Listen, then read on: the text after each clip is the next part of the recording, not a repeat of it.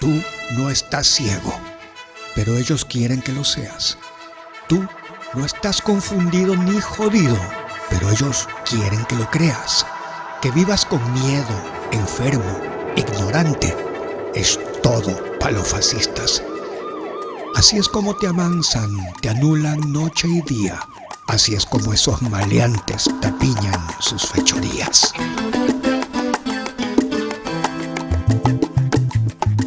Me matarán en la pelea, me matarán por ser quien soy, grito del pueblo y clase obrera, un enemigo del matón, del fascista y el ladrón. Aviva el seso, pana, aplícate, recuerda, al 15 de noviembre de 1922. Han pasado 100 años de esa matanza en Guayaquil. Parece que fue ayer, mi hermano, la historia vuelve y se vuelve a repetir. Me matarán en la pelea, me matarán por ser quien soy, grito del pueblo y clase obrera.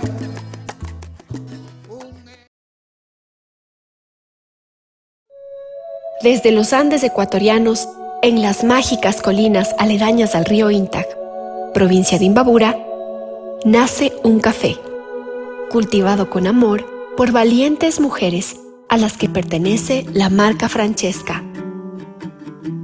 Cada grano se escoge con cuidado para que cada taza de café sea una experiencia única. Francesca te inspira. Francesca te apasiona. Francesca te enamora.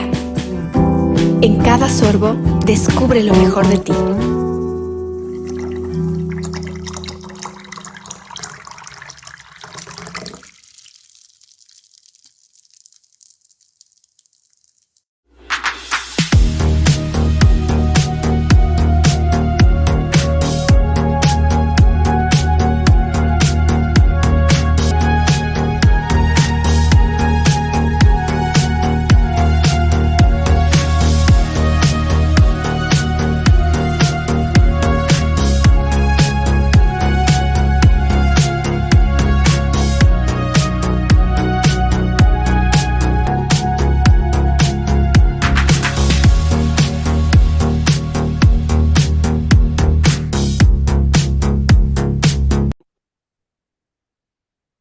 Bienvenidas compañeras, compañeros a esta nueva emisión de Hilando Fino. En esta ocasión tenemos el honor de contar con Eduardo Barcesat, un abogado constitucionalista, militante, defensor de los derechos humanos por décadas. Yo creo que no soy infidente, Eduardo, si menciono que son unas 6 o más décadas que has estado en la lucha en su país, en el país y en el continente. Y yo creo que además es importante decir, no vamos a poder decir todas las cosas, Eduardo, hay cosas que no se pueden decir todavía por la situación que vive el país, pero Eduardo ha tenido una actitud de internacionalista, una actitud de especial cariño y solidaridad con el pueblo ecuatoriano, en lo que tiene que ver no solamente con los temas más notorios de la deuda externa, de la integración, la unidad de la patria grande, sino de temas muy delicados que tienen que ver con lo que vamos a conversar en esta ocasión. La violación de los derechos humanos, la ruptura del Estado de Derecho para el escalamiento de la represión a través de formas cada vez más nuevas, en fin. Por eso, Eduardo, además de darte un gran abrazo a la distancia y a darte las gracias por todo, así, por todo, te agradecemos también por estar aquí presente. Bienvenido. Bueno, muchas gracias y como sabes, yo tengo un profundo amor, amistad por vos, admiración y por supuesto me siento muy cómodo de volver a encontrarme con el pueblo ecuatoriano y particularmente contigo. De modo que con mucho gusto voy a prestarme a la información y al análisis que me propongas. Bueno, empecemos, vamos a conversar sobre el tema del lawfare, de las nuevas formas de represión, de las nuevas formas de estructuración de una tiranía sistemática en nuestros países, pero quisiera empezar encuadrándolo en algo que ha sido una constante a lo largo de toda tu vida profesional y política, que es el tema de los derechos humanos. ¿Por qué hay que hablar de unos derechos humanos cuando se supone que todo el derecho es humano? Bueno, esa es una pregunta que hago muy frecuentemente.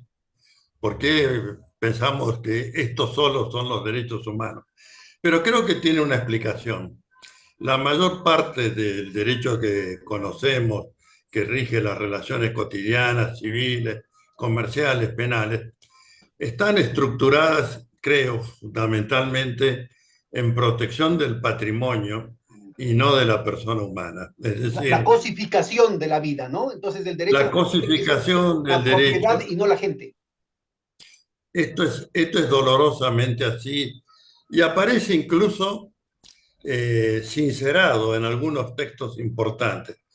Por ejemplo, nuestro anterior codificador, Vélez Sarsfield, estoy hablando del año 1870, En y Argentina. en Argentina, y siguiendo a los codificadores franceses del famoso Código Civil Napoleón, sostenía que hay valores, bienes, que no son bienes propiamente dichos, pero que ingresan al derecho en cuanto equiparado a las cosas que portan valor. Entre ellos están la vida, la libertad y el honor de las personas. Es decir, que ingresamos al derecho en tanto que equiparado a alguna mercancía. Todo se cuantifica. No tiene el ser humano la centralidad que debiera pertenecer al derecho, sino que ingresa a él en tanto que portador de mercancías para los actos de intercambio. Y es libre y es igualitario en la medida que tenga disponibilidad patrimonial para hacerlo. O dicho de otra manera, gozas de los derechos de ese sistema si tienes capacidad económica para adquirir las mercancías, los servicios, intervenir en el mercado, tener lo que aportar para tener lo que recibir, pero el Estado no se hace cargo de que estés en el goce efectivo de los derechos que están proclamados en las constituciones históricas. Me refiero desde el nacimiento del movimiento constitucionalista, que por supuesto es paralelo a la idea del Estado-nación, tener un conjunto de normas que rigen para todos los habitantes, que proclaman la igualdad, ninguna duda. Pero esa igualdad es ante la ley, pero no atiende a la igualdad en las condiciones de existencia social. Creo que el que ha dicho esto con mayor profundidad e ironía es Anatole France. Tenía una frase muy irónica que decía: la ley francesa es igualitaria, prohíbe tanto al rico como al pobre dormir bajo los puentes de París. Sí, y podríamos decir lo mismo ahorita, ¿no? La ley es tan igualitaria que permite que tanto los grandes banqueros, las grandes transnacionales fuguen capitales, como puede fugar capital alguien que está viviendo por debajo de la vida de la línea de pobreza, ¿no? Así es. Bueno, esta es la gran ironía, lo que el orden jurídico demoliberal burgués ha establecido, bueno, con el sentido de universalidad, hay que reconocerle que pretende dirigirse e interpelar a todas las personas humanas como personas libres, iguales y fraternas. Pero en cuanto se indaga un poco más, la libertad y la igualdad es la que surge fundamentalmente de la capacidad patrimonial. En la medida que tengas, serás libre e igual. Esto es como cuando ingresas a un banco a pedir un crédito, ¿no? Tú quieres hablarles tal vez de tu formación cultural, de los conciertos que conoces, de los pintores que puedes nombrar, etcétera, y la planilla que te va a exhibir el banco es qué tenés de sólido para ver cuánto te pueden dar de líquido. Es decir, no les interesa para nada si eres un amante de la música clásica o si te conmueve alguna obra pictórica o escultórica en particular, no.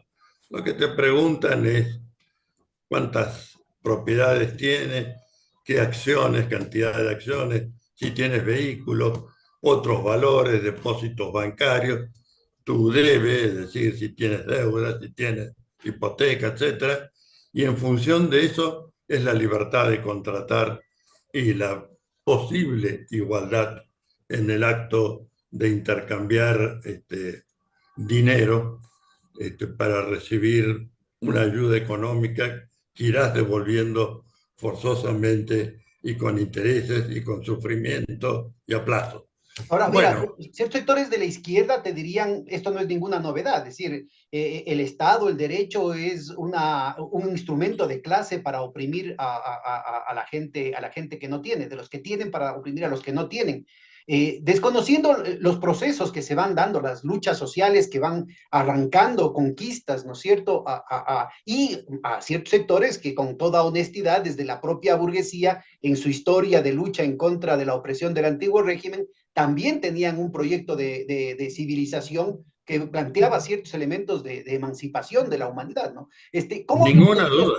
¿Cómo plantearías tú ese proceso? ¿Es inútil la lucha dentro del campo del derecho porque en última instancia lo que alimenta son los propios mecanismos de legitimación del sistema? ¿O este es un campo, como diría Gramsci, ¿no es cierto?, de guerra de posiciones? Es un campo en el que es necesario ir ganando posiciones en todos los terrenos.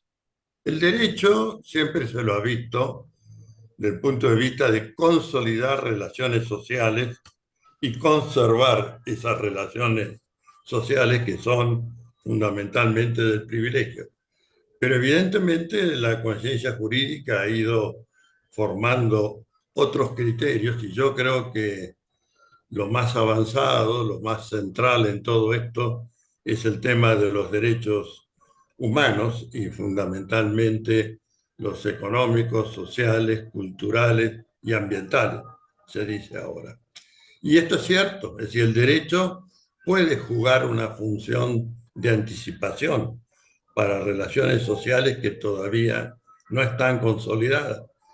Pero hay que tener en claro que cuando se habla del uso alternativo o incluso alterativo del derecho, no solamente significa tener una normativa más progresista, más igualitaria, efectivamente libertaria, sino que haya un bloque social hegemónico, lo diría también en términos de Gramsci, que porte ese proyecto con conciencia de necesidad, es decir, que sepa que tiene que apropiar el herramental jurídico en su proceso que es de liberación nacional, social e individual.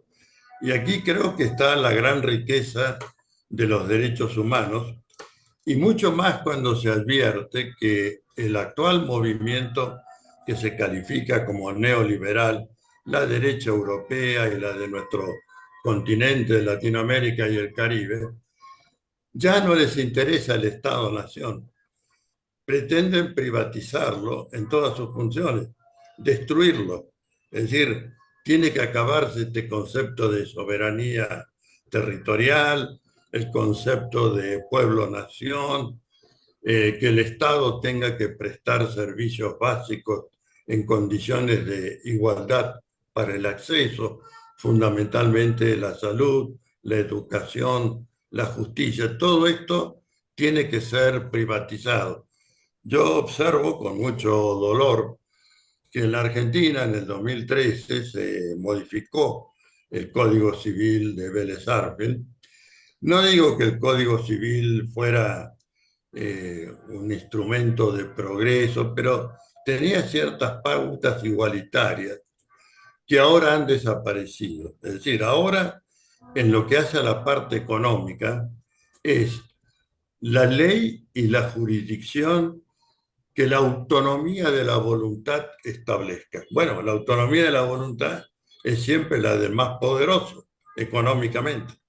Y es por eso que los contratos más importantes no están sujetos a la ley territorial del país donde deben ser cumplidos, sino probablemente a un tribunal, a una legislación europea y a un tribunal que es una variable que puede ir de tribunales de Nueva York, de Roma, de París, de Tokio, de Hong Kong, y eso en función aparentemente de la autonomía de la voluntad, pero lo cierto es que destruye la noción de Estado-Nación.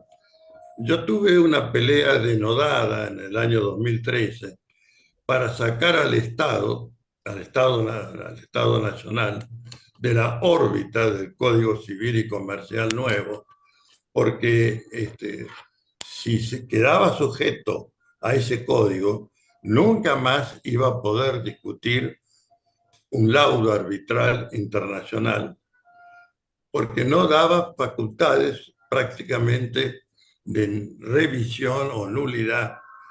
Es decir, entregamos nuestra soberanía jurisdiccional, pero yo tengo que agregarle a eso que cuando se entrega la soberanía jurisdiccional, se entrega también la soberanía legislativa, porque no se aplica la ley del Estado donde el contrato debe cumplirse.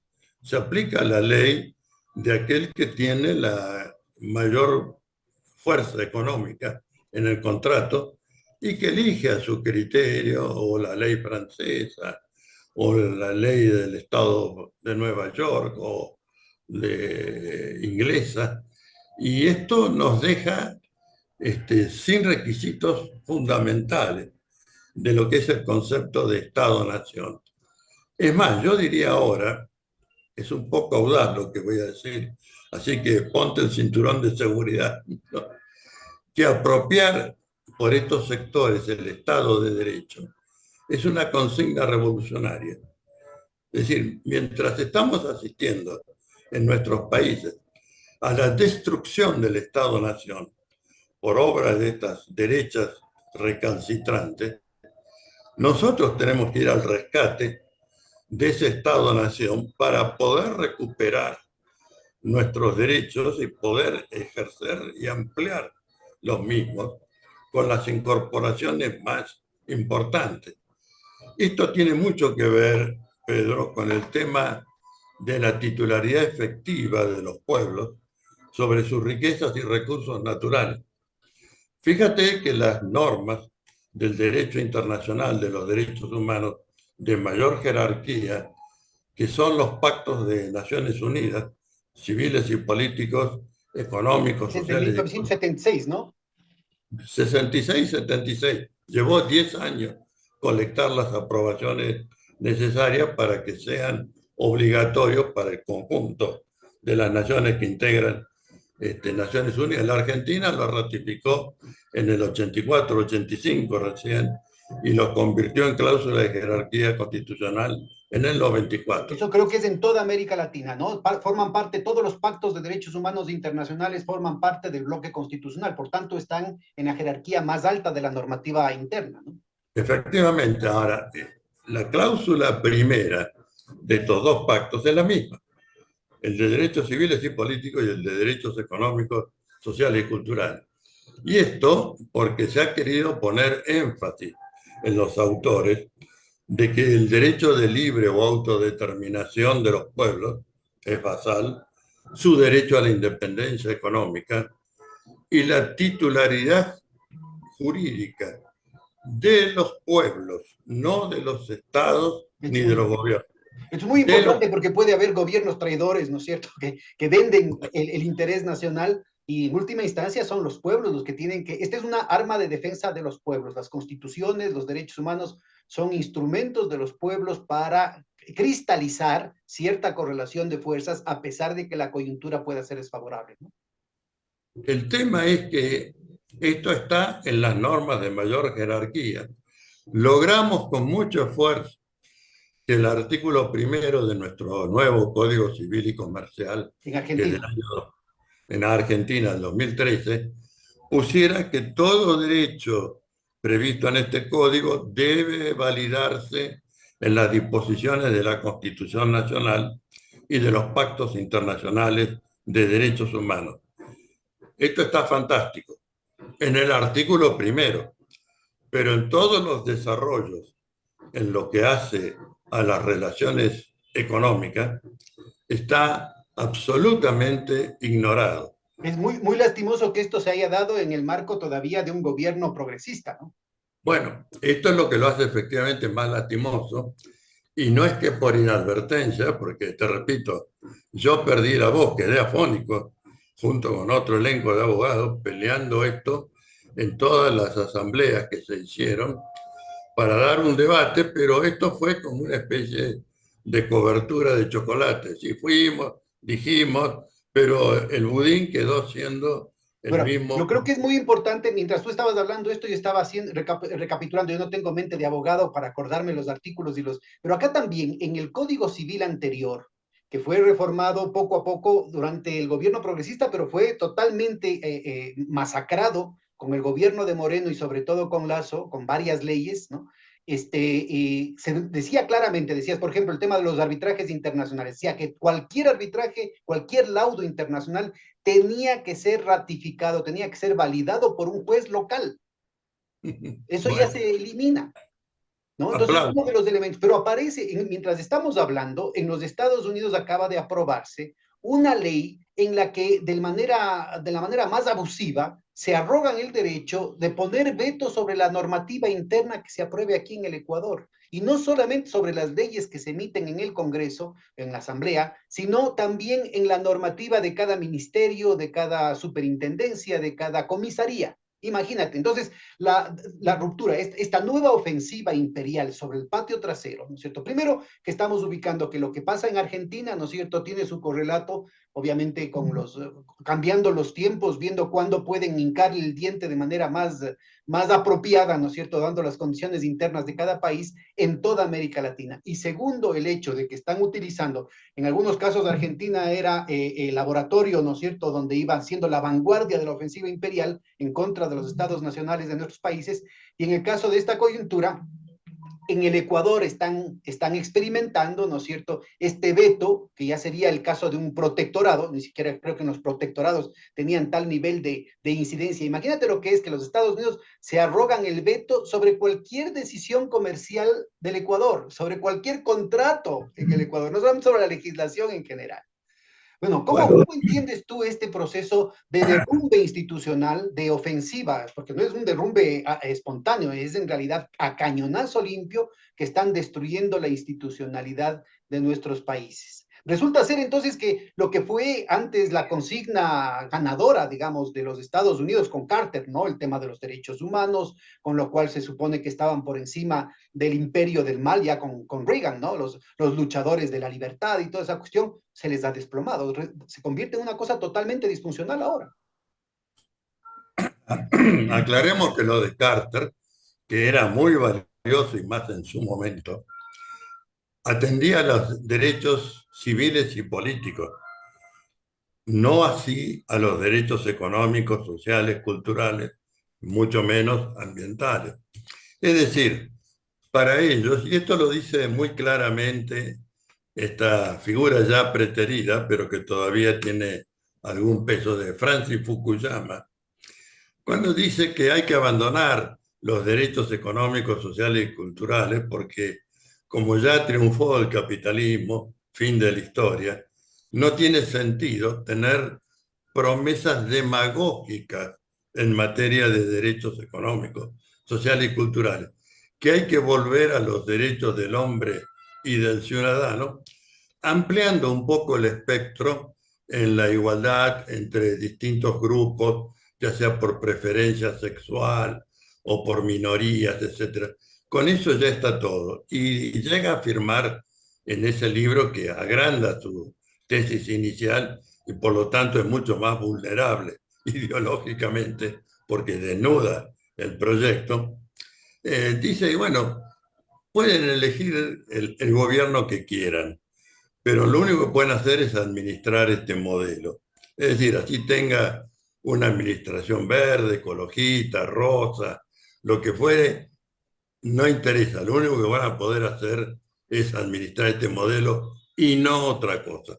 Bueno, yo creo que contra eso, obviamente, hay que luchar y desde nuestro punto de vista, el que compartimos, ver cómo desde la institucionalidad podemos lograr que esta generosa fórmula de los pactos internacionales tenga raigambre en la legislación interna de los países de nuestro continente.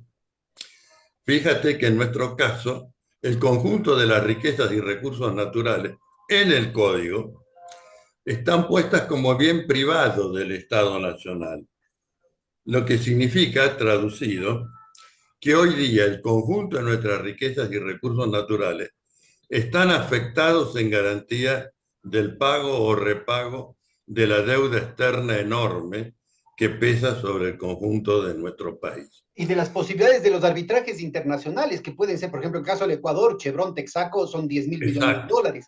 Perenco, bueno, y el propio gobierno, ¿no es cierto? El gobierno de Lazo, ¿no es cierto?, ha incurrido, por ejemplo, en un intento de aumentar la producción petrolera, inmediatamente fue objeto de retaliaciones por parte de transnacionales. Es decir, ya no queda ningún margen para la política interna que no tenga previamente el visto bueno, la luz verde de las grandes transnacionales, bajo opción de que seamos sometidos a unos arbitrajes arbitrarios, valga la redundancia. Mira, tan brutal es el tema que yo recuerdo, me quedó como grabado en el cuerpo, estando en Estados Unidos en el año 2014, en uno de los últimos arbitrajes que participé en defensa del Estado argentino, sale en todos los diarios como la gran noticia que el señor Paul Singer dice, bueno, si la Argentina no nos puede pagar, los fondos buitres, no nos puede pagar, que nos den acciones de vaca muerta.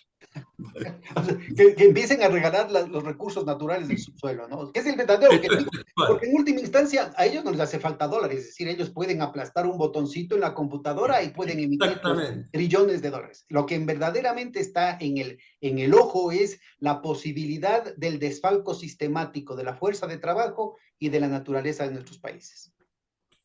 Totalmente es así. Y ahora un expositor más de nuestros días, que es el embajador de Estados Unidos en la Argentina, en la conferencia del American Chamber, dijo, la Argentina, pudo haber dicho Ecuador, pero en este caso era Argentina. Dice, es muy rica en riquezas y recursos naturales. Esto es fantástico. Por eso ustedes tienen que pensar en un gobierno para que pueda llevar adelante una política extractivista, etcétera. Bueno, lo mismo dice esta señora Laura Richardson, creo que es la jefa del comando, que ponen además a una mujer, ¿no? Para contentar a las feministas, y con eso queda resuelto el tema de ciertos sectores de la izquierda postmoderna. Viene y nos dice, sí, pero si tenemos que ponernos a ver que no caigan en manos de cierta gente que no nos conviene esos recursos naturales. Yo recuerdo, había una frase apócrifa, ¿no? Sin duda, pero muy conveniente, que supuestamente había dicho Kissinger. Decía, ¿qué culpa tenemos nosotros si la divina providencia, y ahí es lo que me suena un poco difícil de aceptar que haya sido Kissinger el que hable de la divina providencia, ¿qué culpa tenemos nosotros si la divina providencia tuvo el mal gusto de poner nuestros recursos naturales en otros países? Mira, es tremendo este tema, porque en el caso nuestro, toda la deuda que contrajo la gestión Macri renunció a la inmunidad soberana sobre los bienes del artículo 236, que es el conjunto de las riquezas y recursos naturales. La Constitución argentina. No, del Código Civil y Comercial. Ya. No, si fuera por la Constitución no habría amparo para esa postura. Pero en 236, nuestra riqueza y recursos naturales y las empresas de capital estatal, sea nacional, provincial o local, es decir, municipal. Bueno, con esto dejó claro que eso está en el comercio, y como está en el comercio, está sujeto a los vaivenes que el Estado argentino pueda tener fundamentalmente con sus compromisos de deuda externa. Bueno, esto ha motivado que haya viajado por varias provincias, además de impugnarlo judicialmente, aconsejándoles, y obtuve ya varios, que dictaron leyes declarativas diciendo que sus riquezas y recursos naturales no serán puestas en garantía del pago o repago de la deuda externa contraída por el gobierno nacional, que además de violar estas cláusulas de los tratados internacionales, viola el texto constitucional que declara que las riquezas y recursos son del dominio originario de las provincias, ¿no? Bueno, Ahora, yo creo que este es un tema que nos ubica claramente en desvela cuál es el corazón de esa ofensiva. Pero demos un par de pasos atrás para centrarnos en este ataque institucional, en este ataque que el eje angloamericano, a través de la banca, a través de sus tinterillos locales, está ejerciendo de manera coordinada, como estamos viendo. Es decir, no es casual que hayan iniciativas legislativas similares con el mismo contenido en Ecuador, en Perú, en Colombia, en Argentina, en Chile, en Brasil, en México, ¿no? Entonces, yo lo que creo que es importante es, ya que hemos ubicado cuál es la médula del asunto, vamos concentrándonos un poco en uno de esos pilares, en uno de esos cañonazos, ¿no es cierto? Que tiene que ver, ya habíamos hablado del hecho de que a pesar de que a nivel internacional en 1976 había acabado de aprobarse tanto los derechos humanos de primera generación, que son los civiles y políticos, como los económicos, sociales, que luego serán complementados con los sexuales, los ambientales, los culturales, para los Estados Unidos, ¿no es cierto? Desde el principio ellos ponían énfasis exclusivamente en los civiles y políticos. Estos derechos civiles y políticos de alguna manera necesitaban el marco institucional, no solamente del Estado-nación, sino también de una democracia representativa. Yo creo que el punto que ahora estamos viendo como gran diferencia es el hecho de que ya ni siquiera están dispuestos a aceptar eso. Están atacando también lo que fue su bandera, que les permitió además legitimar estas democracias sitiadas del pago de la deuda externa con el que, por ejemplo, fue el retorno constitucional en Argentina, en Brasil, en Chile. Entonces yo creo que es importante ubicar que aquí hay un cambio de posición que muestra la desesperación de la hegemonía norteamericana, de la hegemonía angloamericana, ¿no? Entonces, conversemos un poquito de estos ataques institucionales primero a la soberanía jurisdiccional de nuestros países, y segundo, ¿cuál es el papel que tendría el lawfare? Estas formas de violar los derechos civiles y políticos de los más elementales, de los más básicos de lo que fue la modernidad capitalista, ¿no es cierto?, a través del lawfare. Bueno, yo creo que desde el punto de vista jurídico, la manera más eficiente de destruir para dominar a los estados-naciones periféricos es precisamente alzar el estandarte de la autonomía de la voluntad. Y así que, bueno, si las partes quieren regirse por la ley de Hong Kong y el Tribunal de París, ¿por qué el Estado? Es decir, para nuestra audiencia, lo que estamos diciendo es que en este caso estaríamos violando lo que se conoce como la pirámide de Kelsen, ¿no? Una jerarquía en la normativa diciendo que el contrato bilateral de dos personas privadas está por encima de la Constitución y de las leyes, cosa que sería una gran aberración jurídica, ¿no? Pero esa aberración jurídica, Pedro, tiene su anclaje en el sistema del common law. Lo explico. Nosotros estamos formados en la idea de una estructura jerárquica que tiene su vértice, tal como lo explicaba Kelsen, en la Constitución, y hoy diríamos en la Constitución y los tratados internacionales de derechos humanos. A ella tienen que adecuarse las leyes de la nación, los actos del poder político administrador, las sentencias judiciales y los contratos de los particulares o todas sus relaciones jurídicas. Muy bien, Pero vienen estos que apropian la idea del realismo jurídico anglosajón. Sus principales exponentes, yo doy los nombres, no son Roscoe Pound y Wendell Holmes, que no para este desarrollo que estamos viendo ahora, sino para lo que era su vida cotidiana, establecieron el criterio de que el derecho es solo aquello que los jueces dicen en sus sentencias, que todo lo que es previo a ello son ideas, en algún caso hasta han dicho ideas psicológicas que uno se forma, pero que derecho imperativo, lo que es exigible y que fuerza la voluntad de los litigantes, de los contratistas, etcétera, es aquello que los jueces establecen en sus sentencias.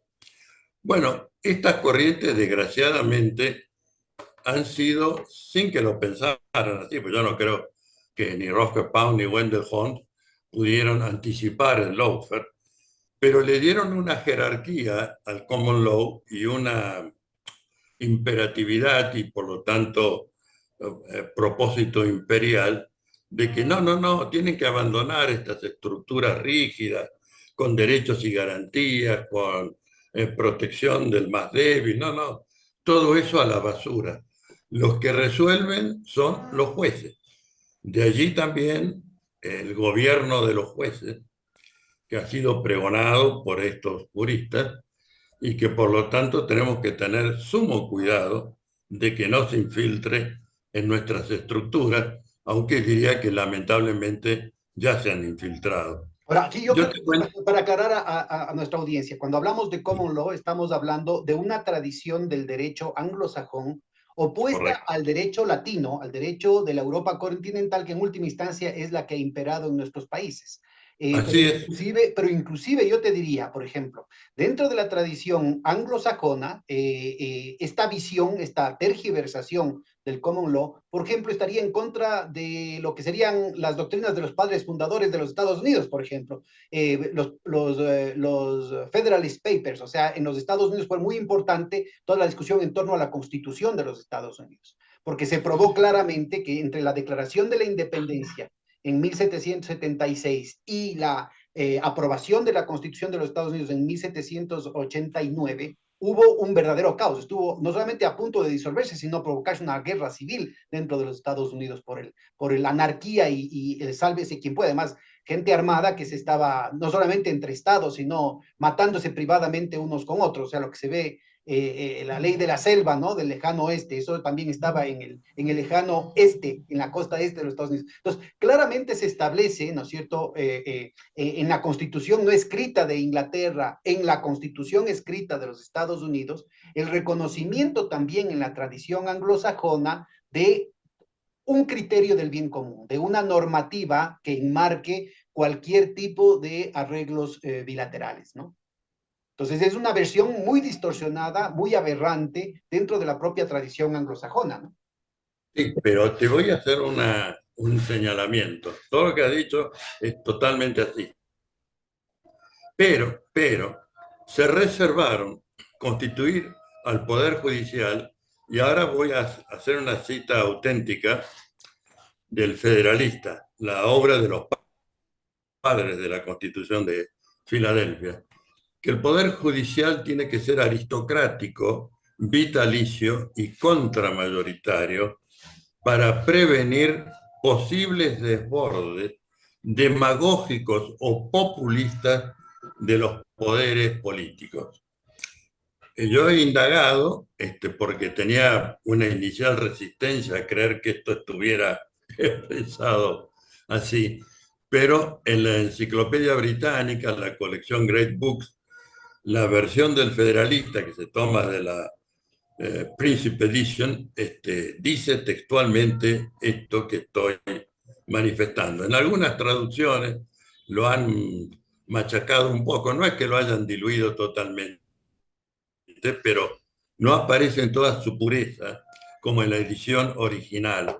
Y esta es la ideología de que se reserva el poder real, tener un resorte en la justicia que asegure que los privilegios van a seguir teniendo un Este es un tema muy, soporte muy importante de que un además garante.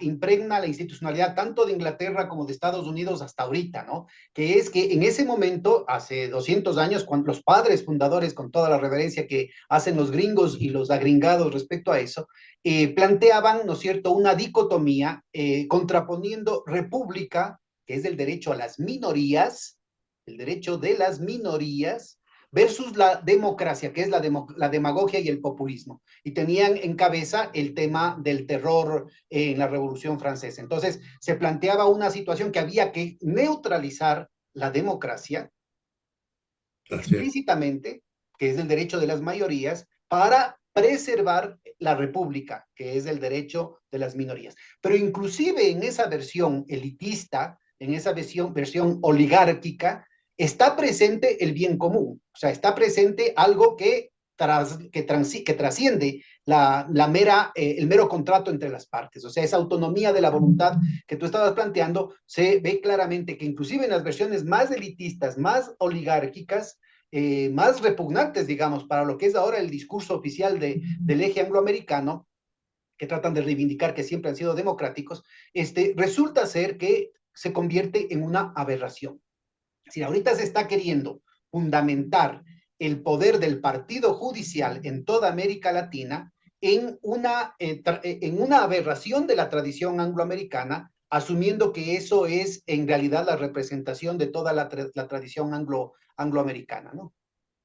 Bueno, se han constituido el Poder Judicial en un poder supraconstitucional, ¿no? De eso no tengo ninguna duda. Es decir, le ha absorbido las funciones al Congreso de la Nación, porque es legislador en última instancia, le ha absorbido las funciones del poder político administrador, porque, por ejemplo, ocurrió acá en Argentina, interviene en temas de salud pública cuando la pandemia y le enmienda la plana al elenco de científicos y epidemiólogos, etcétera, que asistieron al presidente Alberto Fernández, un elenco, yo diría, de primer nivel técnico y de, por supuesto, de compromiso con la salud pública. Y en la sentencia, con absoluta, yo diría, descaro, dice, nosotros no somos expertos en infectología y epidemiología, pero no nos parece razonable las restricciones del gobierno nacional, que no las puso porque se le ocurrió un día a Alberto Fernández, las puso porque los expertos dijeron, cuidado, si se obliga a los chicos a la actividad presencial en las escuelas primarias, hay riesgos enormes de que incrementen los contagios y las muertes. Y se incrementaron. Pero ellos dijeron que no les parecía razonable y tampoco pidieron la opinión de ningún experto. Ellos dijeron esto. Bueno, se sustituyeron también en el poder político administrador y han convertido al poder judicial en un suprapoder, ninguna duda, ninguna duda. Cristina habla del partido judicial. Yo prefiero utilizar la expresión suprapoder, un poder supraconstitucional, pero estamos significando lo mismo, ¿no? Ahora, Han trascendido. me parece que es muy importante ubicar que están jugando un papel muy parecido al que tenía el entrenamiento de los ejércitos latinoamericanos en los años 50, 60, 70, por parte de los Estados Unidos, en la Escuela de las Américas, en Panamá, en Fort Bragg y en otros centros de entrenamiento en tortura, en violación de los derechos humanos, en golpes de Estado, que planteaban toda esa doctrina de la seguridad nacional, ¿no? Que ahora aparecería como una cosa del pasado. Pero de pronto está renaciendo, aparece nuevamente un plan Cóndor, pero el eje central ya no son los ejércitos, sino el entrenamiento y la cooptación de los sistemas judiciales de todo nuestro continente. ¿Cuándo empieza ese proceso? ¿Cómo entenderías tú, cuándo aparece esta aberración en América Latina, tan ajena a la tradición anglosajona y peor aún a la aberración de esa tradición anglosajona que estábamos comentando con el tema de la hipostasía de los jueces? No tengo ninguna duda de que el lawfare o guerra o persecución judicial es una descendencia putativa de la doctrina de la seguridad nacional. Solo que como el tema de las muertes masivas, secuestros y desaparición forzada, torturas, centros clandestinos, no le da buena prensa a ningún país, entonces han sacado esto y han puesto en su reemplazo la persecución judicial como forma de destrucción del enemigo. Y para eso hay que agigantar las potestades del Poder Judicial. Aquí en la Argentina había un juez ya fallecido ahora que, al igual que Moro en Brasil, aplicaba sus propios criterios procesales, ¿no? Por eso se decía que era el Código Procesal Bonadío, que así se llamaba este juez, que fue el paradigma del lawfare, ¿no? Tiene varios discípulos, ¿no?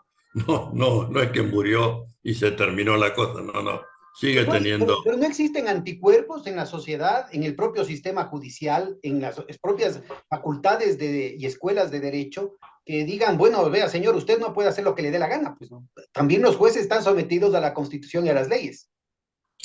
Fíjate lo que ha sucedido con este episodio reciente en Argentina de que un grupo de jueces, empresarios, el grupo Clarín, cuando no, fue al lago Escondido, que es de propiedad de un magnate británico, que ha privatizado el lago, es decir, nadie puede acceder que no sea él o sus invitados, pero nadie más. Si no, como dicen ellos, tienen el Winchester para alejar a los que molestan. Bueno, señor Joel Lewis. Bueno, este viaje tomó estado público porque afortunadamente se pudo mostrar la planilla del charter, del vuelo charter pagado por el grupo Clarín, con jueces paradigmáticos del lawfare, espías, Clarín, que es el medio comunicacional hegemónico, y el señor Joe Lewis, que representa efectiva y simbólicamente los privilegios del empresariado, es decir, la dominación económica. Pero además plantea claramente el tema de el enemigo, porque ahí está, Argentina tiene un conflicto permanente con Gran Bretaña en torno al tema de las Malvinas, ¿no? Entonces Bueno, hay un problema también neocolonial ahí, ¿no? por supuesto, y es muy doloroso decir, mira, yo he estado 2 años integrando el Observatorio Malvinas de Tierra del Fuego, en reuniones como esta, vía Zoom, una por semana, preconizando normativas y llevar adelante acciones judiciales para recuperar la soberanía territorial y para cobrar los derechos de pesca que nos ha usurpado el Reino Unido y que en 10 años equivalen al monto de la deuda externa argentina. Así que mira si tiene importancia. Bueno, te digo que he abandonado la tarea junto con otro prestigioso geógrafo y experto en Atlántico Sur y fauna marítima, etcétera, etcétera. Un sabio realmente. Bueno, nos desgañitamos al divino botón porque no logramos ninguna medida concreta, positiva, para frenar la apropiación tanto de las riquezas minerales del subsuelo, de la plataforma marítima, como la riqueza ictícola, donde nos invaden y sustraen y cobran los derechos de pesca. Bueno, es de terror esto, porque en lugar de haber una ruptura en el actual gobierno respecto del anterior, hay una continuidad morigerada, pero continuidad al fin, ¿no? Esto me lleva a otra propuesta como apotegma, ¿no? Cuando se sale de un proceso de excepcionalidad institucional, como fue el gobierno macrista, y como supongo será cuando superen ustedes la situación que tienen en Ecuador. Copiado, igualito el tema de Moreno y de Lazo, ¿no? Inclusive aquí se llegó a la aberración de hablar de una vacancia constitucional. Eso creo que es nuevo, deberías incluir en tu vocabulario de términos jurídicos. Bueno, declararon que estaba vacante la Constitución durante algún periodo para que ellos puedan hacer lo que les daba la gana. Bueno, efectivamente, yo creo que pensando ahora más genérico para todo el continente de Latinoamérica, y los procesos populares, progresistas, democráticos, para mantenerse tienen que profundizar su práctica política, ¿no? Es decir, si quieren conservar lo que hicieron, ya estamos mal. Y si empiezan a transar ante requerimientos de la derecha, peor aún, porque la derecha se recompone como si fuera un témpano al que le podaste la parte visible, el tercio, pero los 2 tercios de abajo vuelven a recomponer en poco tiempo eso que uno quebró creyendo que iba a iniciar un proceso democrático, progresista, igualitario. Bueno, entonces, lo primero hay que tener claro que para que un proyecto político popular se mantenga, su reproducción tiene que ser una reproducción ampliada. Y Si luego ahí no, viene el tema de la guerra de posiciones, es decir, hay bueno, líneas rojas que no se las puede permitir. Esto que tú estás mencionando en el tema del lago escondido, de cómo se manipuló y de la manera más abierta a los jueces, a los fiscales, pues se puede ver también en el caso de aquí del Ecuador, se puede ver en el caso clarito de Moro en contra del presidente Lula, ¿no? Y el presidente Lula estuvo preso tanto tiempo. Y de esa manera, aquí en el Ecuador se ha impedido que, por ejemplo, Correa, el más importante representante, hablemos de la oposición, para no hablarlo en otros términos, ha sido impedido de participar en elecciones. En Lula, en el caso de Lula, a él se le impidió participar en las elecciones en las que terminó ganando Bolsonaro. En el caso de Argentina, ¿no es cierto?, se ha utilizado también un fallo jurídico para impedir que ella pueda ser la próxima candidata presidencial. Es decir, está clarísimo, ¿no es cierto?, está clarísimo el que ahora, desde el manejo judicial, se puede determinar el destino político de nuestros pueblos, ¿no? Bueno, en el caso de Perú acaba de decirse, hacerse lo mismo, ¿no? ¿sí? En el caso Claro de que sí. Perú acaba de hacerse lo mismo, es decir, yéndose en contra de lo que dice la Constitución y las leyes, se le coge preso al presidente de la República en funciones y días después el Congreso le levanta la inmunidad. Y poco tiempo después se declara una prisión preventiva de 18 meses. ¿Cuál es el concepto de prisión preventiva? Que se está además utilizando en todo lado. Aquí en el Ecuador a todo el mundo le cogen preso, ¿no es cierto? Y después Sí, ven de qué le sí, acusan. Después de meses ven de qué le acusan. sí, sí, sí. Primero la privación de libertad. No, no, Debería ser el hombre, la privación de la libertad. La libertad es el bien jurídico más importante de los seres humanos, hablando de los derechos humanos. Por eso empezamos claro, desde ahí, ¿no? Si ya ni sí, siquiera los derechos civiles y políticos, ya no hablemos del derecho latino, hablemos de la Carta Magna de hace 800 años, ¿no es cierto? Era el habeas corpus. Y justo, por ejemplo, en el caso del presidente Castillo se le está impidiendo el habeas corpus. Es decir, que se presente el pueblo, que muestren que lo tienen sano al prisionero, ¿no? yo te recuerdo que cuando se instaló la dictadura militar en Brasil, suprimió el habeas corpus. Llevó más de una decena de años poder restablecer la vigencia del habeas corpus. Ahora, Bueno, esto que era común en tiempos de dictadura, el problema es que ahora se empieza a naturalizar en épocas de democracia formal, ¿no es cierto? Empieza a ser vaciada de contenidos, inclusive de los limitados contenidos de la democracia liberal representativa, de los derechos más mínimos en el plano civil y político, también se vuelven totalmente disfuncionales a las necesidades imperiales, a las necesidades del capital en esta época de decadencia.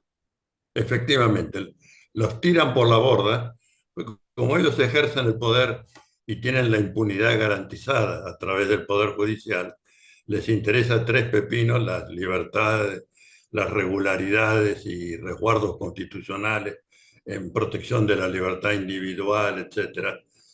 Fíjate que es un régimen de aniquilamiento, no tan brutal como la desaparición forzada, pero lo suficientemente efectivo como para sacar de pista a aquellos que son los referentes populares de mayor prestigio en nuestro continente, ¿no? Bueno, con este sistema menos cruento que la desaparición forzada, pero tan inicuo y tan grosero Pero como también ella, más efectivo, ¿no? es muy efectivo, es muy Porque efectivo. además destruyen, asesinan al personaje, inclusive no queda ni para la posteridad, porque ya queda como un corrupto para las siguientes generaciones. Sí, y además lo destruyen económicamente, le ponen unos embargos de montos impensables.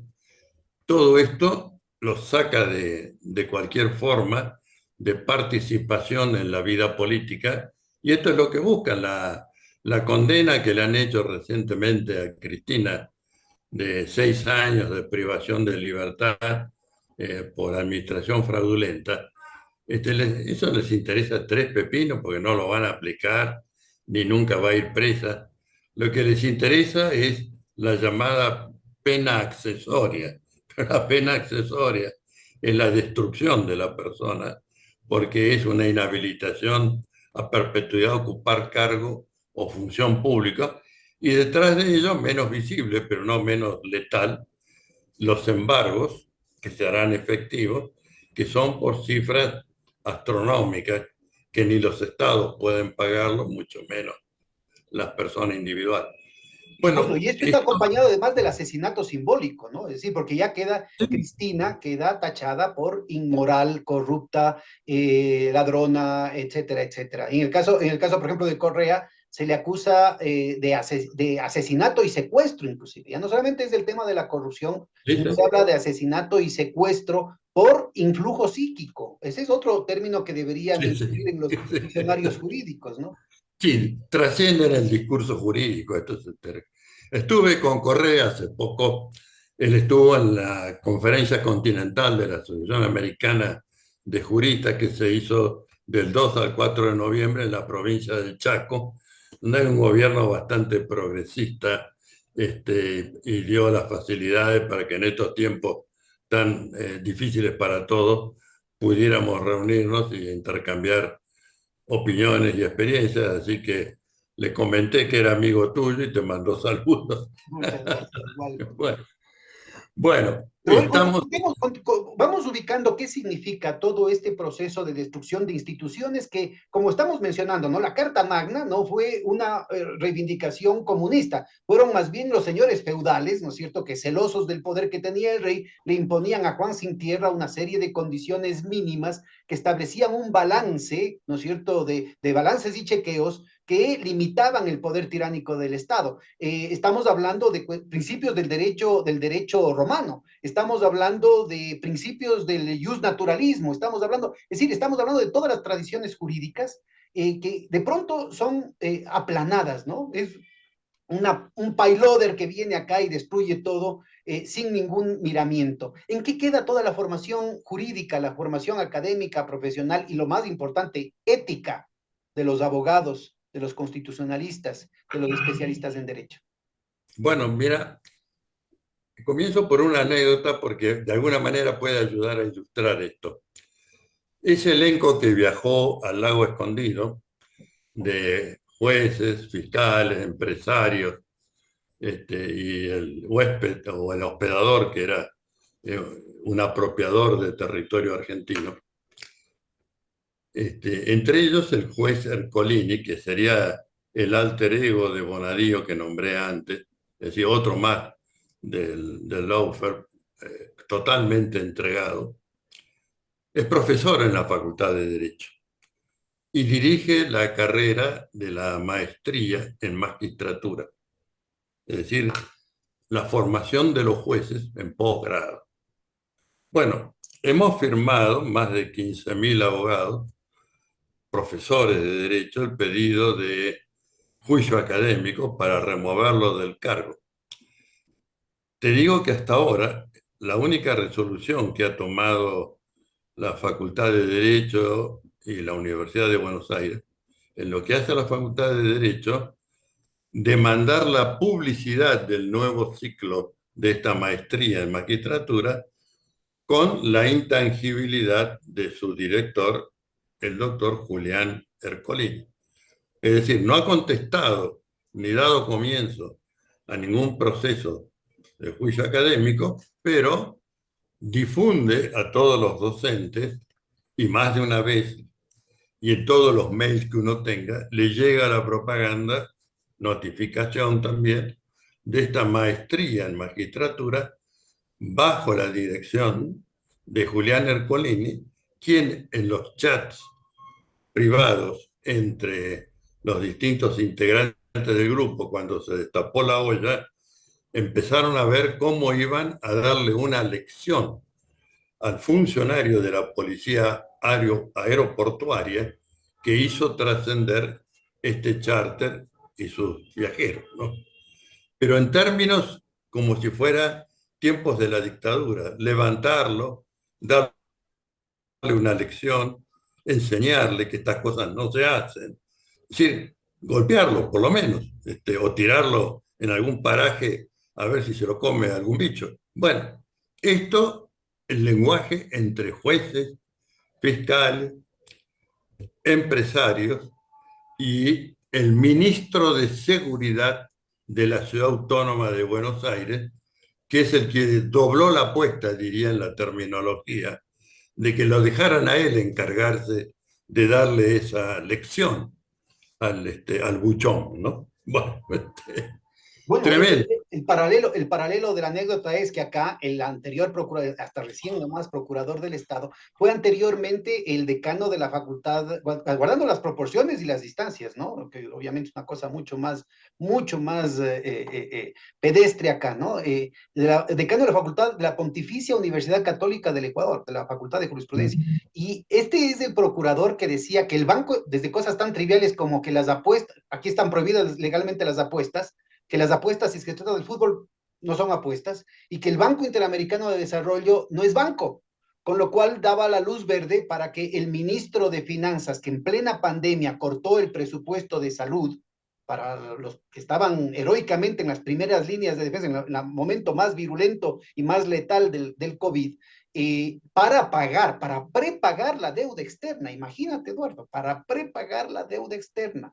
Pues como premio se fue al Banco Interamericano de Desarrollo cuando aquí en la Constitución se decía claramente que ningún funcionario público podía ir a ocupar por 2 años un puesto en un banco. Pues el procurador dijo que el Banco Interamericano de Desarrollo no era banco. Pues ese mismo procurador tiene la doctrina, entre comillas, de que en los arbitrajes internacionales las transnacionales siempre tienen la razón. O sea, el abogado defensor del Estado ecuatoriano, ¿no es cierto?, entra por principio a decir que siempre es el Estado ecuatoriano el que tiene la culpa y que hay que agilitar los cheques, ¿no? Y por eso nos han llovido, pues, los arbitrajes. Entonces yo creo que es más o menos en el mismo tema. Yo creo que otra anécdota que valdría la pena comentar y que de pronto tú la conoces mejor es el caso del juez Moro en Brasil, que es el protagonista de las acusaciones fraudulentas en contra del presidente Lula, y que además se ha descubierto que él personalmente se beneficiaba de todas las acusaciones de corrupción de Odebrecht porque él se quedaba con los contratos de Odebrecht. Cuéntanos un poquito de eso si tienes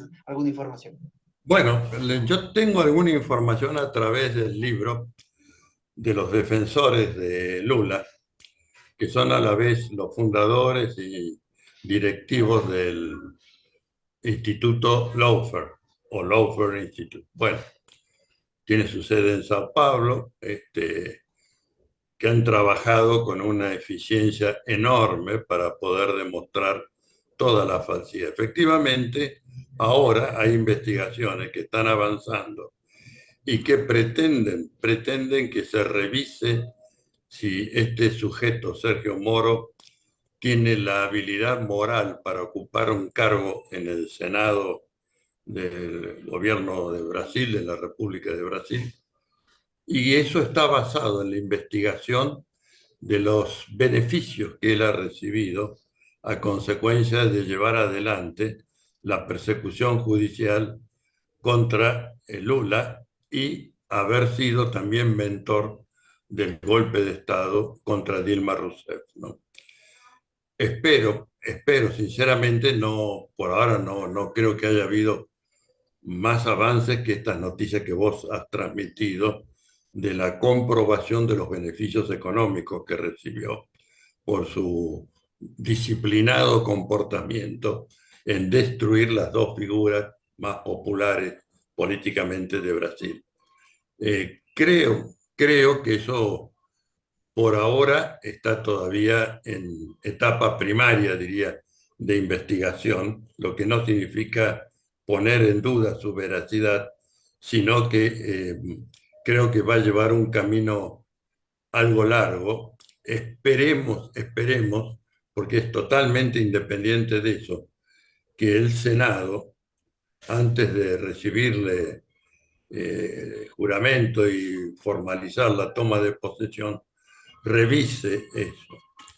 En la Argentina tuvimos casos respecto de gente comprometida, hacedora en los crímenes de la dictadura militar, que se les impidió asumir el cargo de diputado, precisamente aplicando la figura de la invalidación moral para ocupar un cargo en la República, ¿no?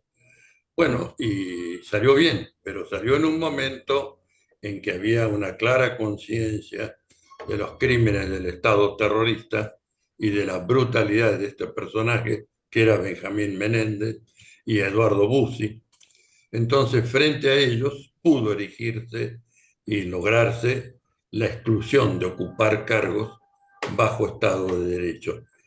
Espero que puedan en Brasil repetir o con sus modalidades excluir del ejercicio de cargo o función pública a quienes han sido los corruptos que bajo procesos ficcionales persiguieron a los líderes más representativos de la República de Brasil. Te cuento que en el año 2019, en una reunión que tuvimos en Sao Paulo, en el estudio de estos letrados, viendo qué hacer para enfrentar este crescendo del lawfare, propuse y fue aceptado conformar un tribunal ético, una especie de tribunal Bertrand Russell o tribunal de los pueblos, para hacer un simulacro de proceso, para mostrarle a los pueblos del continente qué es esto del lawfare, cómo funciona y cuáles son todos los hilos que componen esta madeja, ¿no? Bueno, esto se aprueba en noviembre del 2019 en Europa. Me habían nombrado presidente del tribunal, seguramente porque había dado la idea de hacer un tribunal ético con dos prestigiosos juristas de Naciones Unidas, dos expertos, los abogados de Lula, otro colega argentino muy prestigioso, Baltasar Garzón. Y vuelvo a la Argentina, ya bajo el gobierno del presidente Alberto Fernández, y comunico a la opinión pública, a través de una nota de opinión, la idea de desarrollar a fines del 2020 este tribunal ético contra el lawfare, de enjuiciamiento del lawfare. Mira, no solamente que se pusieron locos los del periodismo hegemónico, porque obviamente sabían que iban a estar ahí en el banquillo, recibí fuego amigo. Suele suceder. Me dijeron, nosotros no tenemos nada que ver con eso. Y esto es, bueno, una iniciativa de Eduardo, bueno, que allá él, ¿no?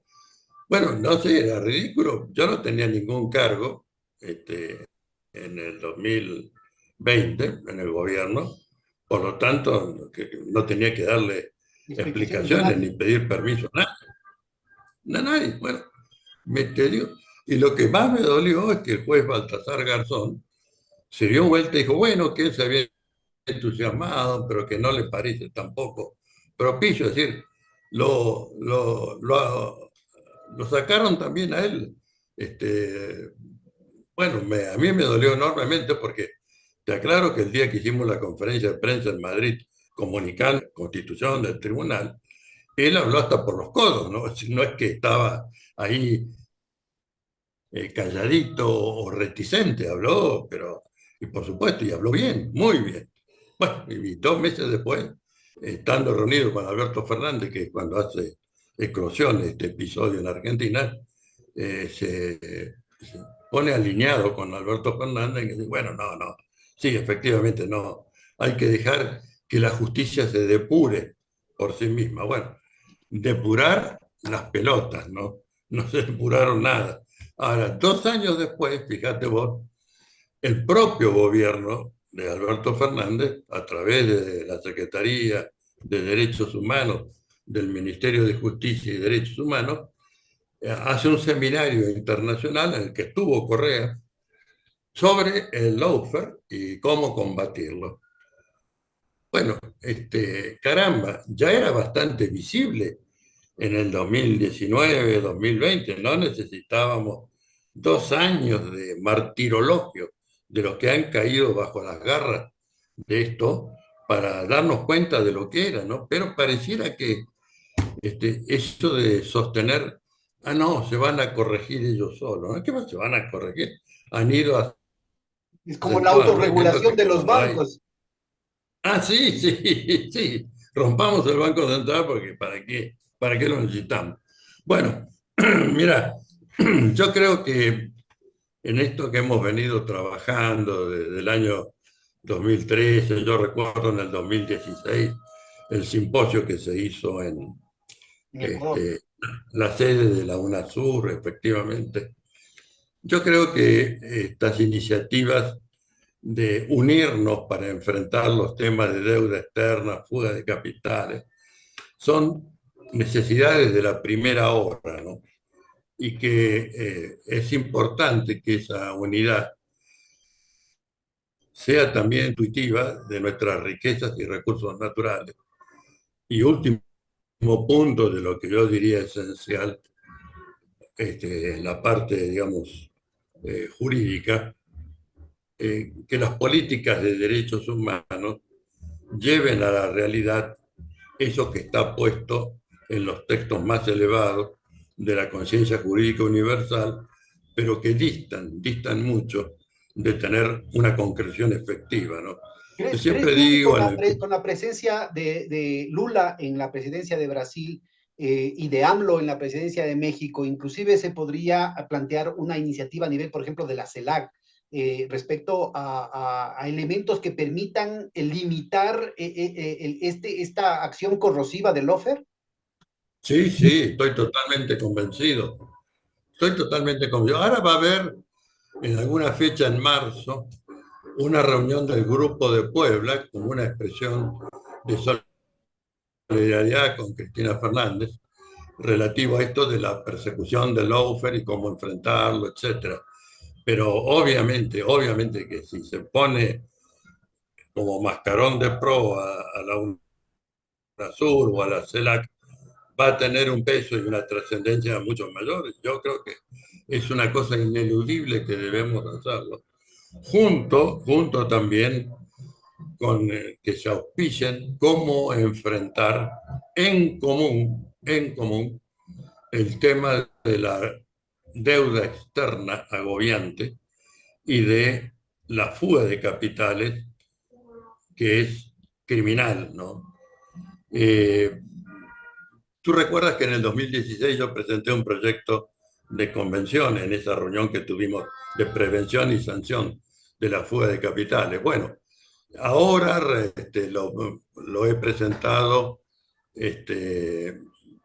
con la idea de un encuentro precisamente que se dudaba, todavía estamos pensando si en México o en Brasil, para darle impulso al tema como convención regional, no como convención internacional, porque los países ricos ya tuvimos la respuesta, dijeron no a la idea de una convención, porque en definitiva esos fondos del capital financiero negro van a parar a sus guaridas, ¿no? Bueno, y aquí yo creo que es necesario recuperar el espíritu de Bandung, ¿no? Es decir, fíjate, la reciente cumbre del G20 dio la gran sorpresa del presidente de Indonesia que recuperaba esa visión tan lúcida de Sukarno, el líder de la Sí. independencia. De la independencia de Indonesia y luego de la construcción soberana de Indonesia, de unir a Asia, África y América Latina en torno a estos principios. Y en paralelo a eso, no solamente que no se subordina a los dictámenes de lo que hubiera querido el eje angloamericano en esa reunión del G20, sino que en paralelo a eso recupera la soberanía en el níquel, ¿no? Lo cual abre las posibilidades importantísimas de lo que podría ser, por ejemplo, una movida de toda la CELAC respecto al litio, aquí en América Latina, que podría tener más poder en el mercado que la OPEP en el petróleo, y que podría estar coordinando, por ejemplo, con el tema del níquel con Indonesia, en el tema del cobre, en el que también América Latina podría tener un rol fundamental en el marco, en el contexto de este proceso de anarquización de los mercados por parte de las grandes transnacionales y de ruptura de la globalización por parte del eje angloamericano, que está generando una disrupción estructural en las cadenas de valor, ¿no? Entonces yo creo que es muy importante el recuperar, que justamente estuvo en el marco de la aprobación de los derechos económicos y sociales de los pueblos de Naciones Unidas, estuvo la discusión en torno al nuevo orden económico internacional, que no tiene nada que ver con el nuevo orden mundial del señor Bush y del foro de Davos, y que más bien representa las reivindicaciones, la concreción pragmática de esos derechos en términos de derechos también de los estados-nación, obligaciones de los estados nacionales, sobre todo del sur global. ¿Cómo ves tú esa correlación de fuerzas y sobre todo, cómo ves tú el tema de la formulación jurídica, de la recuperación de estos instrumentos que han sido tan atacados, que han sido sepultados ya durante décadas y que ahorita estarían más bien en trámite de ser totalmente anulados, ¿no? Mira, yo estoy propiciando que la reforma constitucional por la que vengo bregando como arando en el desierto, ¿no? Pero otro día te voy a mandar el prólogo que escribí para una futura constitución argentina. Los ejes centrales son la integración de Latinoamérica y el Caribe, darle jerarquía constitucional a esa integración para que no esté sujeta a los movimientos de posibles gobiernos advenedizos que destruyan lo que tanto costó llevar adelante y construir. La tutela de las riquezas y recursos naturales, litio, sílice, tungsteno, tierras con aptitud rural, agua potable, la calidad del aire, en fin, cuidar eso absolutamente, absolutamente, y las políticas de derechos humanos. Creo que en esto está el eje de nuestro trabajo y nuestra preocupación, recuperar los capitales fugados. Ponle una atención específica al tema de los arbitrajes internacionales, ¿no? Que yo creo que es la nueva ola. Esto de aquí además está clarísimo. Fíjate, hay que leer la letra chicolorada, ¿no es cierto?, en lo que está pasando ahorita en Europa. En Europa, como un elemento de elemental sobrevivencia, se han anulado de la noche a la mañana todos los compromisos que tenían los países de la Unión Europea en torno a los arbitrajes internacionales, justamente por el tema de las sanciones. Y mientras tanto, ¿no es cierto?, en los tratados bilaterales los tratados de libre comercio que están queriendo hacer con UNASUR, con el Mercosur, perdón, se está insistiendo en el tema de asumir los tratados bilaterales de protección de inversiones y por tanto los arbitrajes internacionales, al mismo tiempo que ellos están desconociendo los arbitrajes internacionales. Estados Unidos, Inglaterra está desconociendo los arbitrajes internacionales también. En el caso, por ejemplo, del robo, que no hay otra palabra, de las reservas internacionales que han hecho, por ejemplo, no solamente con Rusia, lo han hecho con Venezuela, lo han hecho con Irán, lo han hecho con Afganistán, lo han hecho con Irak, lo han hecho con Siria. Se plantea, ¿no es cierto?, ya un problema que ha espantado tanto a socios íntimos que los propios árabes, por ejemplo, Arabia Saudita, claramente está buscando un plan B, justamente por miedo a esas retaliaciones, ¿no? Entonces yo creo que importantísimo el que América Latina tenga una serie de iniciativas en el plano jurídico que tienen que plantearse en un plano supranacional, regional, la construcción de la patria grande. Es así, y mira, yo estoy ligado a una ONG africana, fundamentalmente los países árabes, los que fueron los hacedores de la primavera árabe, que son con quienes estuvimos en esta iniciativa también del Tribunal Ético y de llevar adelante una convención regional de prevención y sanción de la fuga de capitales. Los países árabes van a impulsar esto porque a ellos les interesa mucho. Todavía no tenemos un pie firme en Asia, aunque ya han ido representantes chinos a asistir a dos de los eventos de esta entidad, Common Action Forum, para ver de coordinar esfuerzos y poder enfrentar en común políticas para enderezar estos entuertos. Yo creo que esta es la gran tarea nuestra ahora, ¿no? Eh, Lamento que las condiciones internas de Argentina no sean lo favorables que debieran serlo para este tipo de iniciativas, pero hay un documento, para tener un final con algún optimismo, hay un documento de la Comisión Interamericana de Derechos Humanos, que te lo recomiendo, la resolución 1 del año 2020, está en internet. Frente a la pandemia, las recomendaciones de los expertos. Bueno, yo creo que si en buena parte eso lo hubiéramos escrito tú y yo, el texto sería bastante parecido, ¿no? Es decir, primero dice cuáles son los bienes jurídicos en juego: la vida, la salud y la integridad personal. Segundo, describe la enorme desigualdad del continente americano. Lo califica como el continente más desigual por las riquezas y recursos que tiene y por la pobreza y desposesión que tiene, ¿no? Y después da, creo que son 80 recomendaciones. Entre ellas te cito dos: suspender el pago de servicios de la deuda externa, reducción drástica de la cuantía de la deuda externa y la imposición de contribuciones extraordinarias para poder enfrentar a la pandemia y desarrollar políticas de salud pública igualitarias, ¿no? Es decir, que el acceso a la vacuna no depende de la capacidad económica de los países o de los individuos, sino de la necesidad de esos pueblos para poder acceder a un servicio que es un derecho humano, el de la vacuna.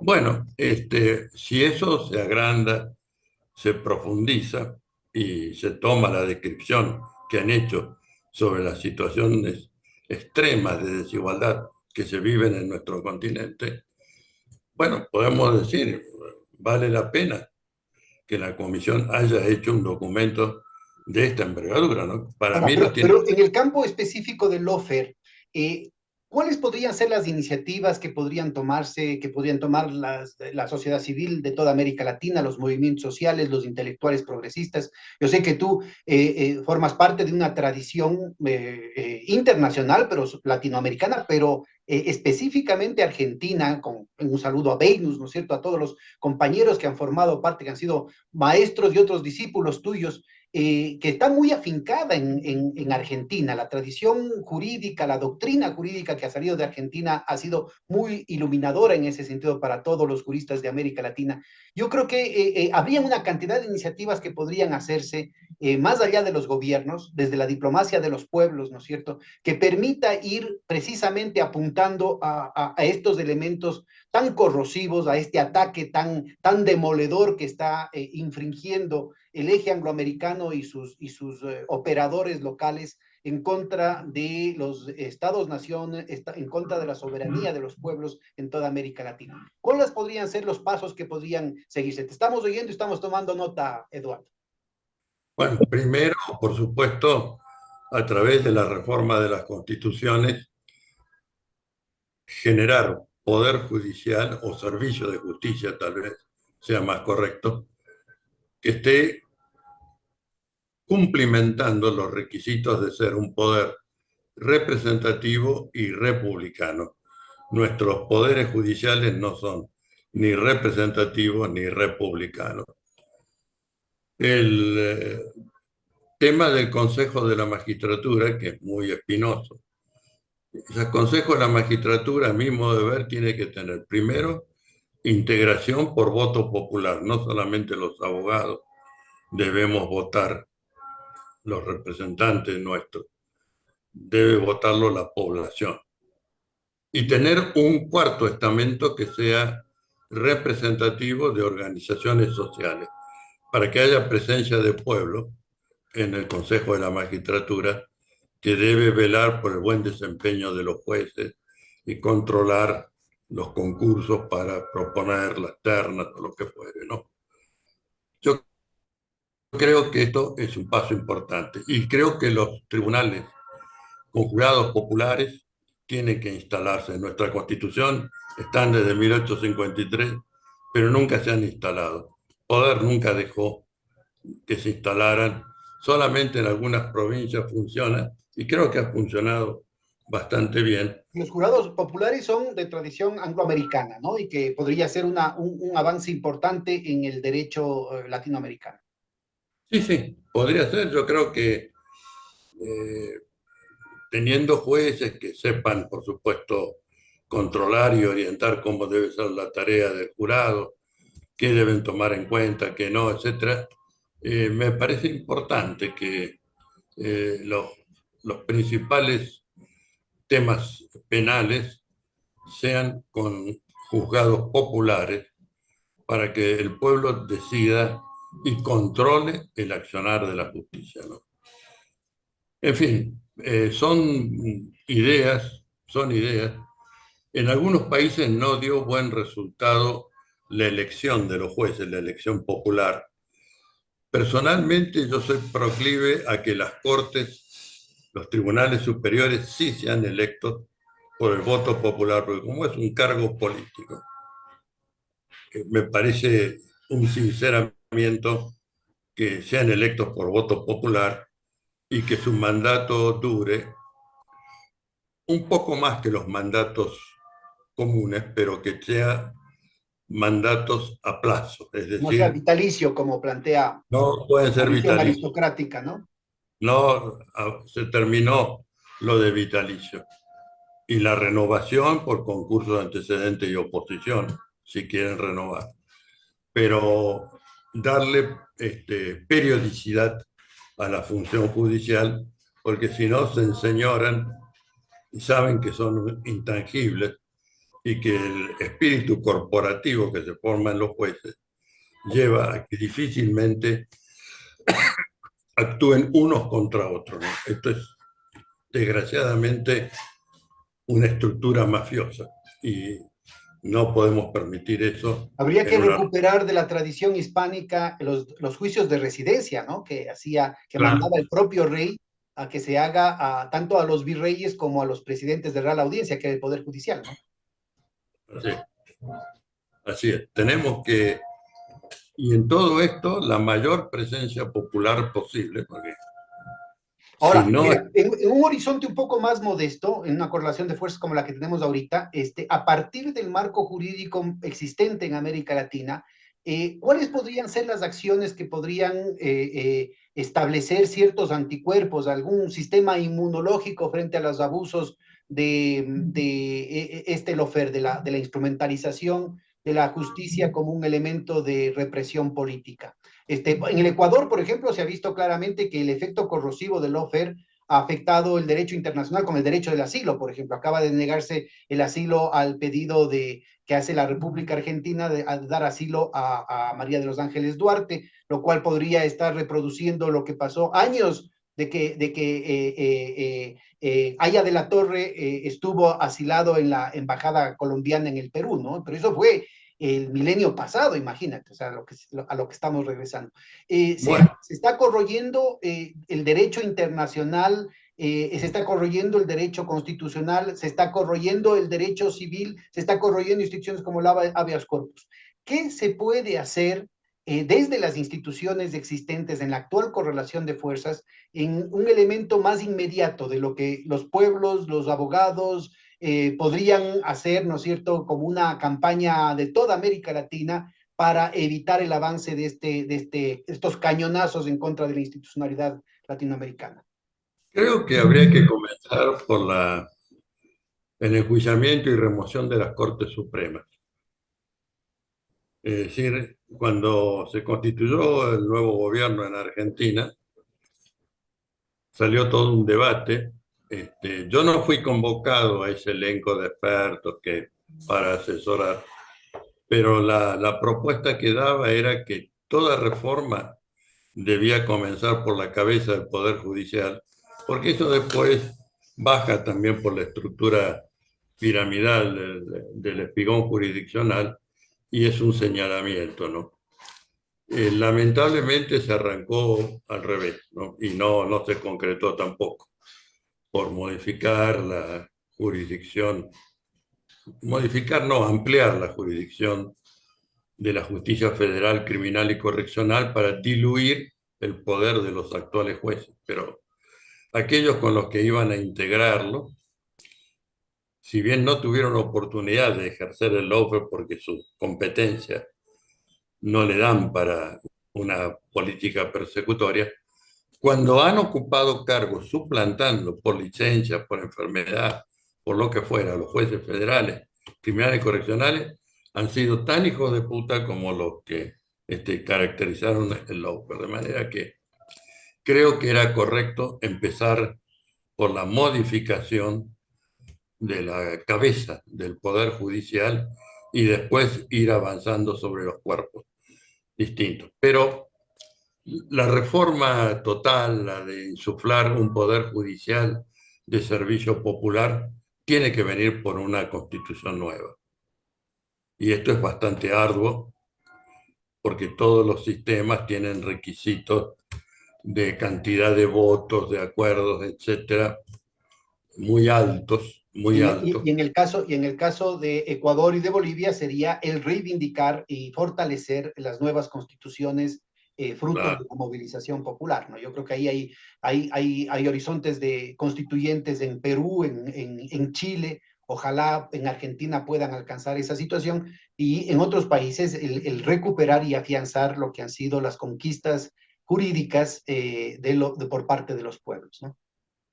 Yo me conformaría hoy por empezar el pedido de juicio político en la Cámara de Diputados, que es la que tiene que dictaminar, porque hemos presentado 28 pedidos de juicio político, algunos de ellos con más de 20.000 firmas de letrado, por las aberraciones jurídicas que ha hecho esta Corte, y ni siquiera nos han llamado para ratificar y ampliar si es que correspondía o responder alguna pregunta de los miembros de la comisión, porque siempre te salen con el tema de que, no tenemos los 2/3 de los votos.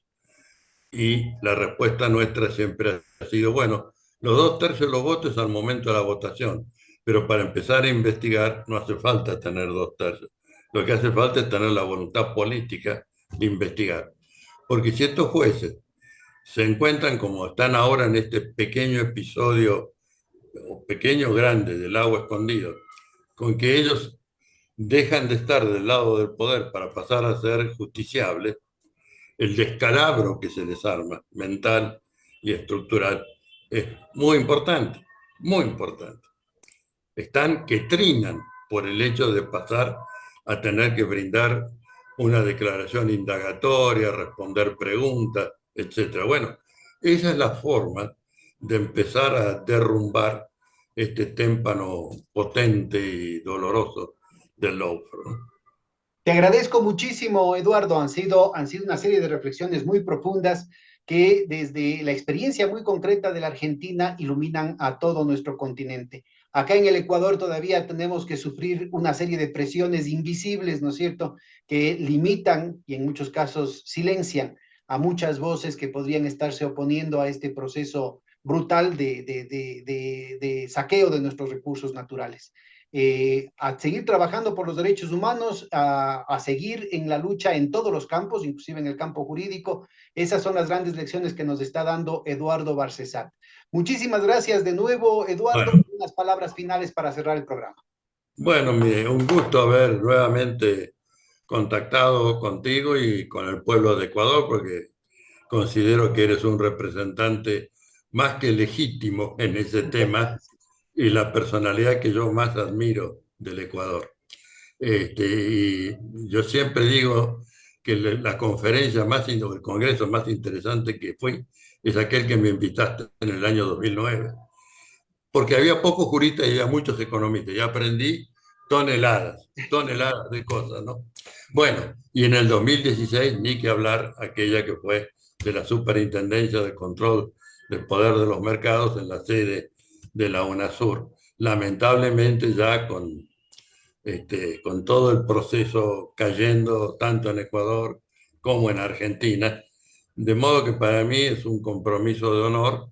Trabajé bastante cuando la propuesta de llevarlo a Andrés a la presidencia de Ecuador en lo que podíamos hacer desde acá.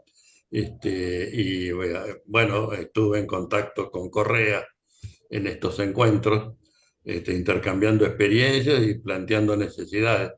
De modo que yo espero que podamos seguir trabajando juntos en este gran proyecto americano. Te tomo la palabra. Un agradecimiento fuerte entrañable, un abrazo entrañable al gran maestro Eduardo Barcesat y hasta la próxima emisión de Hilando Fino. ¿Buscas una plataforma para estar informado? ¿Ya te cansaste de los mismos de siempre, de las noticias sesgadas, de los medios tradicionales, de aquellos que mienten? Pues espera, te presento a Hoja de Ruta. Somos una propuesta de comunicación diferente, más comunitaria, más veraz. ¿Quieres conocernos? Quédate aquí. Te prometemos información de calidad,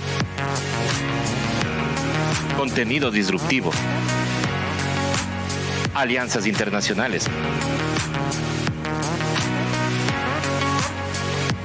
comunicación comunitaria, investigación profunda y lo más importante, tú serás parte de nuestra comunidad. Somos Hoja de Ruta Comunicación.